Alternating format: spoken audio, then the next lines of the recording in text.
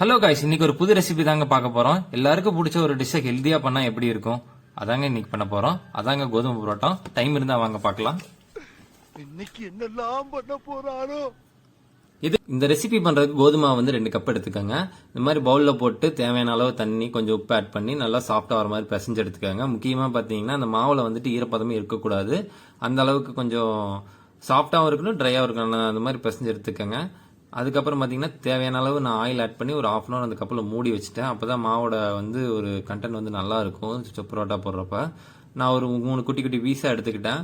அதுக்கப்புறம் ஆயில் நிறைய அப்ளை பண்ணிட்டேன். ஏன்னா வந்துட்டு இடையில ட்ரை ஆகிட்டே இருந்துச்சு ப்ராசஸில். நீங்கள் அதனால் வந்து கொஞ்சம் ஆயில் அப்ளை பண்ணிவிட்டு இந்த மாதிரி தேய்ச்சி எடுத்திங்கன்னா உங்களுக்கு புரோட்டா வந்து கொஞ்சம் நல்லா கிறிஸ்பியாகவும் நல்லா சாஃப்டாகவும் இருக்கும் சாப்பிடும்போது. நான் இந்த மாதிரி வீசிக்கிட்டே இருங்க. வீசும்போது கடைசியில் பார்த்தீங்கன்னா ஒரு ப்ரோக் ஆகிற ஸ்டேஜ் வரும். அந்த டைமில் வந்துட்டு இந்த மாதிரி ரோல் பண்ணி எடுத்துக்கோங்க. ரோல் பண்ணி எடுத்து முடிச்ச பிறகு என்னங்க புரோட்டா நீ போட வேண்டியது தான்.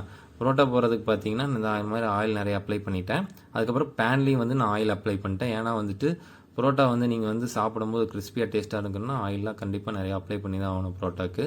அது கோதுமையில் பண்ணுறதுனால கண்டிப்பாக அப்ளை பண்ணி தாங்க ஆகணும். நீங்கள் வந்துட்டு இந்த ஃபஸ்ட்டு போடும்போது பார்த்தீங்கன்னா ஒரு சப்பாத்தி ஸ்டேஜில் தான் வரும். கடைசி அந்த மாதிரி தட்டும்போது தான் வந்துட்டு ஒரு புரோட்டா ஸ்டேஜுக்கே மாறும். இது வந்து சால்னா ஊற்றி சாப்பிட்டீங்கன்னா செமையாக அட்டகாசமாக இருக்கும். கண்டிப்பாக ட்ரை பண்ணி பாருங்கள்.